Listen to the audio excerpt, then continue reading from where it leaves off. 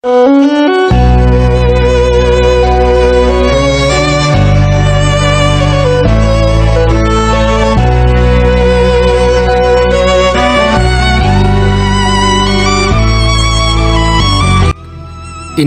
Injil suci menurut Matius. Dalam khotbah di bukit, Yesus bersabda kepada murid-muridnya, "Hati-hatilah, jangan sampai melakukan kewajiban agamamu di hadapan orang supaya dilihat. Karena jika demikian, kamu tidak beroleh upah dari Bapamu yang di surga. Jadi, apabila engkau memberi sedekah, janganlah engkau mencanangkan hal itu, seperti yang dilakukan orang munafik di rumah-rumah ibadat dan di lorong-lorong supaya dipuji orang. Aku berkata kepadamu, hendaklah sedekahmu itu diberikan dengan tersembunyi, maka Bapamu yang melihat yang tersembunyi akan membalasnya kepadamu.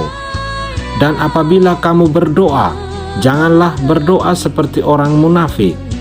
Mereka suka mengucapkan doanya dengan berdiri di rumah-rumah ibadat dan pada tikungan-tikungan jalan raya, supaya mereka dilihat orang. Aku berkata kepadamu, mereka sudah mendapat upahnya.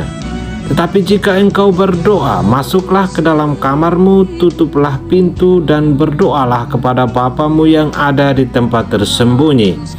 Maka Bapamu yang melihat yang tersembunyi akan membalasnya kepadamu. Dan apabila kamu berpuasa, janganlah muram mukamu seperti orang munafik. Mereka mengubah air mukanya supaya orang melihat bahwa mereka sedang berpuasa. Aku berkata kepadamu, mereka sudah mendapat upahnya. Tetapi apabila engkau berpuasa, minyakilah kepalamu dan cucilah mukamu, supaya jangan dilihat orang bahwa engkau sedang berpuasa, melainkan hanya oleh Bapamu yang ada di tempat tersembunyi. Maka Bapamu yang melihat yang tersembunyi akan membalasnya kepadamu." Demikianlah Injil Tuhan. Terpujilah Kristus.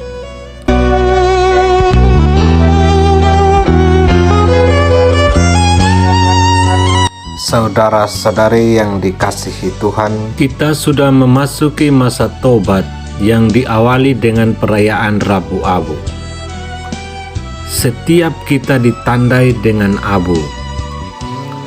Abu adalah lambang kerapuhan manusia yang mudah jatuh ke dalam kelemahan dan dosa. Abu juga adalah tanda pertobatan. Maka masa Prapaskah adalah masa berbenah diri, beramal kasih dan berpuasa. Bertobat artinya kembali kepada jalan Tuhan. Dosa telah menjauhkan kita dari Tuhan. Maka perlu untuk bertobat, yakni kembali kepada Tuhan. Karena Tuhan adalah pengasih dan penyayang, panjang sabar dan besar kasih setianya. Tobat berarti kita meninggalkan kebiasaan buruk kita di masa lalu, dan kita datang untuk berdamai dengan Allah. Berilah dirimu didamaikan dengan Allah. Bacaan kedua mengatakan demikian.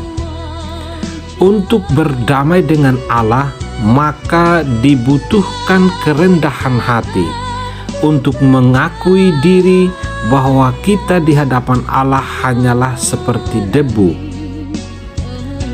Buah dari pertobatan kita adalah bahwa kita beramal baik, berbuat kasih kepada sesama kita.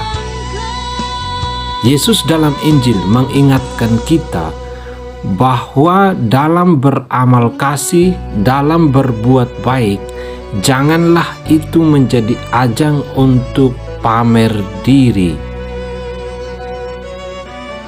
Tidak perlu pamer akan kebaikan, akan perbuatan kasih kita supaya dipuji dan dilihat orang. Karena Bapa yang tersembunyi akan membalasnya kepadamu. Marilah kita terus berdoa, membangun semangat pertobatan dan kerendahan hati, agar apa yang kita usahakan dapat memperoleh berkat Tuhan untuk hidup kita. Dan semoga masa prapaskah, masa tobat ini sungguh-sungguh mengubah hidup kita menjadi manusia baru bagi kerajaan Allah. Tuhan memberkati kita.